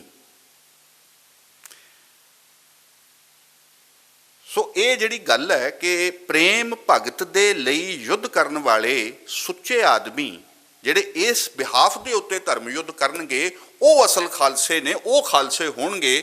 ਤੇ ਇਸ ਨੂੰ ਵੀ ਪਰੰਪਰਾ ਨੂੰ ਇਸ ਸਾਰੀ ਚੀਜ਼ ਦੇ ਵਿੱਚ ਜੋੜ ਕੇ ਦੇਖੀਏ ਤਾਂ ਇਹ ਲੱਗਦੀ ਹੈ ਗੱਲ ਕਿ ਇਸ ਦਾ ਜਿਹੜਾ ਵਿਚਾਰਕ ਤੇ ਵਿਚਾਰਧਾਰਕ ਸਫ਼ਰ ਹੈ ਇਸ ਸਾਰੀ ਸਿਰਜਣਾ ਦਾ, ਉਹ ਇੱਥੋਂ ਇਉਂ ਚੱਲਦਾ ਆ ਰਿਹਾ ਹੈ, ਜਿਹੜਾ ਕਿ ਪੰਜਾਬ ਦੇ ਵਿੱਚ ਆ ਕੇ ਇੱਕ ਕਿਸਮ ਦੇ ਨਾਲ ਨਮੂਦਾਰ ਹੁੰਦਾ ਹੈ। ਇੱਥੇ ਆ ਕੇ ਉਹ ਦਿਸਦਾ ਹੈ, ਇੱਥੇ ਆ ਕੇ ਉਹ ਸਾਕਾਰ ਕੀਤਾ ਜਾਂਦਾ ਉਸ ਵਿਜ਼ਨ ਨੂੰ, ਜਿਹੜਾ ਕਿ ਬਾਕੀ ਹਿੰਦੁਸਤਾਨ ਦੇ ਵਿੱਚ ਨਹੀਂ ਸੀ ਕੀਤਾ ਜਾ ਸਕਿਆ। ਇਸ ਲਿਹਾਜ਼ ਦੇ ਨਾਲ ਜਦੋਂ ਹੈ ਕਿ ਖਾਲਸਾ ਜਾਂ ਸਾਂਝ ਜਾਂ ਪ੍ਰੇਮ ਜਾਂ ਮੁਹੱਬਤ ਨੂੰ ਜੇ ਨਿਭਾਉਣਾ ਹੈ ਤਾਂ ਉਹਦੇ ਲਈ ਸਾਂਝ ਪਾਉਣੀ ਹੈ, ਤਾਂ ਉਸ ਦੇ ਲਈ ਫਿਰ ਤਰੀਕਾਕਾਰ ਇਹ ਹੈ ਕਿ ਪੰਜਵੇਂ ਪਾਤਸ਼ਾਹ ਜਿਹੜੀ ਗੱਲ ਨੂੰ ਕਹਿੰਦੇ ਹੈ ਕਿ ਸਭੇ ਸਾਂਝੀਵਾਲ ਸਦਾਇਨ ਤੂੰ ਕੋ ਨਾ ਦਿਖੈ ਬਾਹਰਾ ਜੀਓ। ਇਸ ਧਰਮ ਦੇ ਵਿੱਚ, ਇਸ ਅੰਦੋਲਨ ਦੇ ਵਿੱਚ ਸਾਡੇ ਲਈ ਕੋਈ ਵੀ ਬੇਗਾਨਾ ਜਾਂ ਓਪਰਾ ਜਾਂ ਗੈਰ ਸਾਂਝੀਵਾਲ ਨਹੀਂ ਹੈ, ਚਾਹੇ ਕੁਝ ਵੀ ਹੋ ਜਾਏ ਹਰ ਹਾਲਤ ਦੇ ਵਿੱਚ ਹੈ। ਸਦਾਇਨ ਸਦਾਉਂਦਾ ਵੀ ਹੈ, ਸਭੈ ਵੀ ਹੈ। ਉਹਨਾਂ ਨੇ ਨਾ ਸਾਂਝੀਵਾਲ ਦੇ ਇੱਕ ਪਾਸੇ ਸਭੈ ਲਾਤਾ ਕਿ ਸਾਰੇ ਨੇ, ਕੋਈ ਐਕਸੈਪਸ਼ਨ ਨਹੀਂ। ਅਸੀਂ ਇਹ ਨਹੀਂ ਕਹਿ ਸਕਦੇ ਜੀ ਕਿ ਇਸ ਦੌਰ ਦੇ ਵਿੱਚ ਸਾਡੀ ਇਹਨਾਂ ਦੇ ਨਾਲ ਸਾਂਝੀਵਾਲਤਾ ਨਹੀਂ ਹੈ, ਉਹ ਕਹਿੰਦੇ ਨਹੀਂ ਹੈ। ਸਦਾਇਨ ਸਦਾਉਂਦੇ ਵੀ ਹੈ, ਇਸ ਨੂੰ ਇਸ ਤਰ੍ਹਾਂ ਦੇ ਨਾਲ ਵੀ ਆਖਿਆ ਜਾ ਸਕਦਾ ਕਿ ਸਦਾ ਦੇ ਲਈ ਵੀ ਹੈ। ਇਹ ਯੂਨਿਟੀ ਨੂੰ ਤੋੜਨ ਦੇ ਲਈ ਦੇ ਖਿਲਾਫ ਇੱਕ ਮੋਰਚਾ ਗੁਰਬਾਣੀ ਦੇ ਵਿੱਚ ਪਹਿਲੀਆਂ 'ਚ ਹੀ ਲਿਆ ਜਾ ਚੁੱਕਿਆ।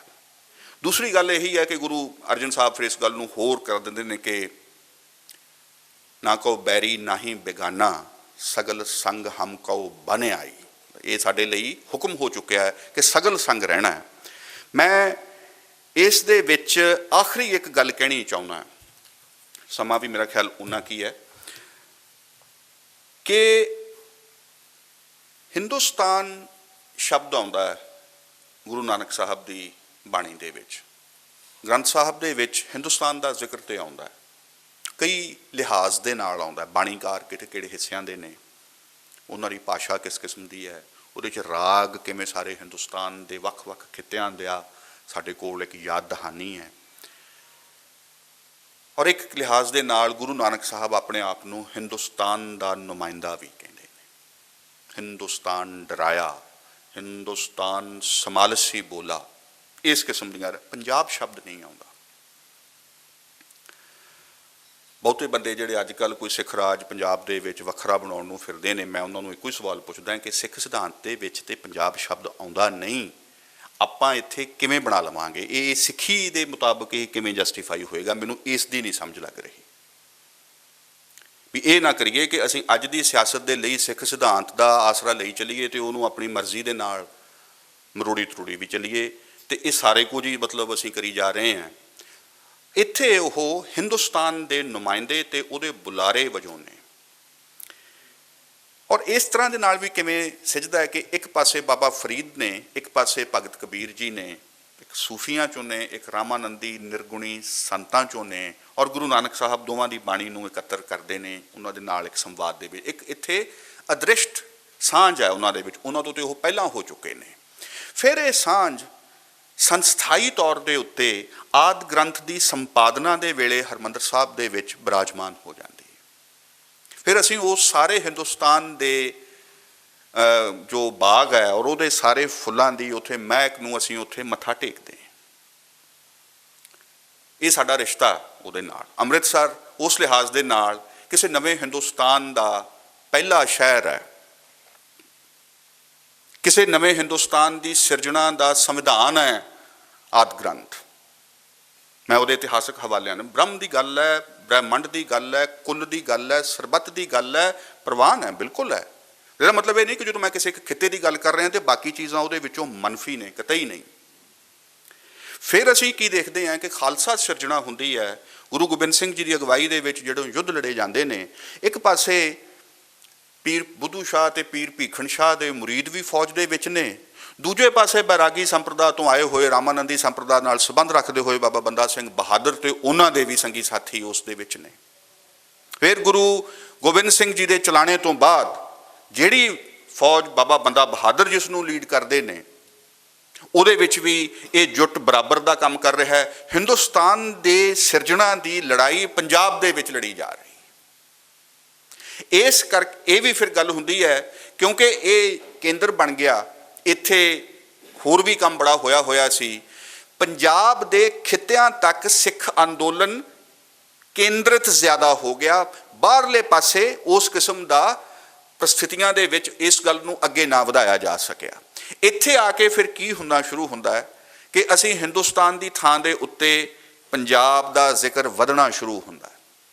ਮਹਾਰਾਜਾ ਰਣਜੀਤ ਸਿੰਘ ਦੀ ਹੁਣ ਫੌਜ ਨੂੰ ਦੇਖੀਏ, ਉਹਨੂੰ ਅਸੀਂ ਟੈਕਨੀਕਲੀ ਉਸ ਨੂੰ ਖਾਲਸਾ ਫੌਜ ਕਹਿੰਦੇ ਹਾਂ, ਤੇ ਸ਼ਾਹ ਮੁਹੰਮਦ ਹੀ ਉਸ ਦਾ ਸਭ ਤੋਂ ਵੱਡਾ ਕੀਰਤੀ ਕਰਦਾ ਉਸ ਫੌਜ ਦੀ ਜਾਂ ਉਸ ਰਾਜ ਪ੍ਰਬੰਧ ਦੀ, ਤੇ ਉਹ ਰਾਜ਼ੀ ਰਹਿੰਦੇ ਬਹੁਤ ਹਿੰਦੂ ਮੁਸਲਮਾਨ ਦੋਵੇਂ। ਇਸ ਗੱਲ ਦੀ ਸੈਂਸ ਪੰਜਾਬ 'ਚ ਜਾ ਚੁੱਕੀ ਹੈ ਕਿ ਇੱਥੇ ਰਾਜ਼ੀ ਰਹਿੰਦੇ ਹਾਂ, ਅਸੀਂ ਸਾਂਝਿਆਂ ਰਹਿਣਾ ਸਿੱਖ ਲਿਆ ਹੋਇਆ ਸੀ ਪੰਜਾਬੀਆਂ ਨੇ ਇਸ ਮਿਹਨਤ ਦੇ ਨਾਲ, ਤੇ ਉਸ ਦਾ ਮੁਹਾਫਿਜ਼ ਖਾਲਸਾ ਸੀ ਇਸ ਸਾਰੇ ਪ੍ਰੋਜੈਕਟ ਦਾ। ਔਰ ਉੱਥੇ ਸਾਂਝੇ ਹੋ ਕੇ ਇਹ ਲੋਕ ਲੜਦੇ ਹੈ। ਤੇ ਇਸ ਲਿਹਾਜ਼ ਦੇ ਵਿੱਚੋਂ ਫਿਰ ਮੈਂ ਇਹਦਾ ਅਗਲਾ ਪੜਾਅ ਦੇਖਦਾ ਗਦਰ ਲਹਿਰ ਦੇ ਵਿੱਚ। ਆਪਾਂ ਉਹਨਾਂ ਪਿੰਡਾਂ ਦੇ ਵਿੱਚ ਬੈਠੇ ਹਾਂ ਜਿਸ ਦੇ ਆਸੇ ਪਾਸੇ ਕਿੰਨੇ ਸੱਜਣ ਗਦਰ ਲਹਿਰ ਦੇ ਵਿੱਚ ਸ਼ਾਮਿਲ ਰਹੇ। ਕਰਤਾਰ ਸਿੰਘ ਸਰਾਭਾ ਦਾ ਪਿੰਡ ਮੈਂ ਕ੍ਰਾਸ ਕਰਕੇ ਆਉਣਾ, ਲਲਤੋਂ ਆਉਂਦਾ ਹੈ। ਔਰ ਇਹਦੇ ਵਿੱਚ ਵੀ ਇਹੀ ਗੱਲ ਫੇਰ ਹੈ ਕਿ ਹਿੰਦੂ ਸਿੱਖ ਮੁਸਲਮਾਨ ਇਕੱਠੇ ਰਹਿਣ ਦੇ ਉੱਤੇ ਬੜਾ ਜ਼ੋਰ ਹੈ ਗਦਰੀਆਂ ਦੀ ਬਾਣੀ ਦੇ ਵਿੱਚ। ਤੇ ਹਿੰਦੀ ਕਹਿੰਦੇ ਆ ਆਪਣੇ ਆਪ ਨੂੰ ਉਹ ਦੁਬਾਰਾ ਕਿ ਹਿੰਦੂ ਸਿੱਖ ਮੁਸਲਮਾਨ ਹੁਣ ਕਹਿਣਾ ਬੰਦ ਕਰੀਏ, ਆਪਾਂ ਸਾਰੇ ਸਾਂਝੇ ਹਿੰਦੀ ਹੈ, ਹਿੰਦ ਦੇ ਰਹਿਣ ਵਾਲੇ ਹਿੰਦੀ ਹੋਏ। ਫਿਰ ਮੈਂ ਕੀ ਵੇਖਦਾ ਕਿ ਅਕਾਲੀ ਲਹਿਰ ਬੁਨਿਆਦੀ ਤੌਰ ਦੇ ਉੱਤੇ ਸਿੱਖ ਗੁਰਧਾਮਾਂ ਦੀ ਮਰਿਆਦਾ ਨੂੰ ਪੰਥ ਪ੍ਰਵਾਨਿਤ ਮਰਿਆਦਾ ਦੇ ਮੁਤਾਬਕ ਉਹਨਾਂ ਨੂੰ ਚਲਾਉਣ ਦੇ ਲਈ ਸੀ। ਪਰ ਜੇ ਇਹਦੇ ਉੱਤੇ ਗੌਰ ਕਰੀਏ ਕਿ ਡਾਕਟਰ ਸੈਫੁਦੀਨ ਕਿਚਲੂ ਤੇ ਡਾਕਟਰ ਸਤਪਾਲ, ਰੁਚੀ ਰਾਮ ਸਾਨੀ ਤੇ ਬੇਸ਼ੁਮਾਰ ਹਿੰਦੂ ਈਸਾਈ ਵੱਡੇ ਪੱਤਰਕਾਰ, ਮਹਾਤਮਾ ਗਾਂਧੀ, ਇੱਕ ਮੁਸਲਮਾਨਾਂ ਦਾ ਜਥਾ ਗਿਆ ਅਕਾਲ ਤਖਤ ਸਾਹਿਬ ਪੇਸ਼ ਹੋਣ ਦੇ ਲਈ ਕਿ ਅਸੀਂ ਵੀ ਇਸ ਜਥੇ ਇਸ ਲਹਿਰ ਦੇ ਵਿੱਚ ਹਿੱਸਾ ਲੈਣਾ, ਸਾਨੂੰ ਵੀ ਤੁਸੀਂ ਭੇਜੋ, ਅਸੀਂ ਵੀ ਗ੍ਰਿਫਤਾਰੀਆਂ ਦੇਣੀਆਂ। ਅਸੀਂ ਇਸ ਇਤਿਹਾਸ ਨੂੰ ਹੁਣ ਜਾਣਦੇ ਨਹੀਂ, ਉਹ ਇਕੱਲਾ ਸਿੱਖਾਂ ਦਾ ਇਤਿਹਾਸ ਬਣਾ ਲਿਆ, ਅਸੀਂ ਆਪਣੇ ਤੱਕ ਹੀ ਰੱਖ ਲਿਆ। ਤੇ ਉਦੋਂ ਵੀ ਮਹਾਤਮਾ ਗਾਂਧੀ ਤੇ ਤੇਜਾ ਸਿੰਘ ਸਮੁੰਦਰੀ ਇਸ ਗੱਲ ਨੂੰ ਇਹ ਕਹਿੰਦੇ ਨੇ ਕਿ ਹੁਣ ਇਹ ਤੇ ਗੁਰਦੁਆਰੇ ਆਜ਼ਾਦ ਹੋ ਗਏ, ਹੁਣ ਇਹਦਾ ਮਤਲਬ ਕਿ ਅਕਾਲੀ ਲਹਿਰ ਜਾਂ ਸਿੱਖਾਂ ਦਾ ਕੰਮ ਹੁਣ ਬਸ ਠੱਪ ਹੋ ਗਿਆ। ਤੇ ਇਹ ਜਿਹੜਾ ਵੱਡਾ ਗੁਰਦੁਆਰਾ ਕੈਦ ਹੈ ਅੰਗਰੇਜ਼ਾਂ ਤੋਂ, ਹਿੰਦੁਸਤਾਨ ਨੂੰ ਉਹ ਵੱਡਾ ਗੁਰਦੁਆਰਾ ਕਹਿ ਰਹੇ ਨੇ। ਮੈਂ ਇਸ ਕਰਕੇ ਇਹ ਗੱਲ ਕਹਿ ਰਿਹਾ ਕਿ ਗੁਰੂ ਨਾਨਕ ਸਾਹਿਬ ਨੇ ਪੰਜਾਬੀ ਜ਼ੁਬਾਨ ਦੇ ਵਿੱਚ ਪੰਜਾਬੀ ਖਿੱਤੇ ਦੀ ਗੱਲ ਦੇ ਨਾਲ ਹਿੰਦੁਸਤਾਨ ਦੀ ਲੜੀ ਕਿਵੇਂ ਜੋੜ ਕੇ ਰੱਖੀ, ਕਿਸ ਤਰ੍ਹਾਂ ਦੇ ਨਾਲ ਉਹ ਤਰੀਕਾਕਾਰ ਖੜਾ ਕੀਤਾ, ਕਿਸ ਤਰ੍ਹਾਂ ਤੱਕ ਉਹ ਇੰਨੀਆਂ ਸਦੀਆਂ ਚੱਲਦਾ ਹੋਇਆ ਵੀ ਜਿਉਂਦਾ ਹੈਗਾ, ਧੜਕਦਾ ਹੈ। ਇਹ ਸਾਲ 2019 ਜਲਿਆਂਵਾਲਾ ਬਾਗ ਦੇ ਸਾਕੇ ਦਾ ਵੀ 100ਵਾਂ ਸਾਲ ਹੈ। ਸਾਂਝਾ ਖੂਨ ਉੱਥੇ ਵੀ ਡੁੱਲਿਆ ਸੀ ਔਰ ਬਿਲਕੁਲ ਉਹਦੀ ਜੂਹ ਲੱਗਦੀ ਹੈ ਦਰਬਾਰ ਸਾਹਿਬ ਦੇ ਨਾਲ।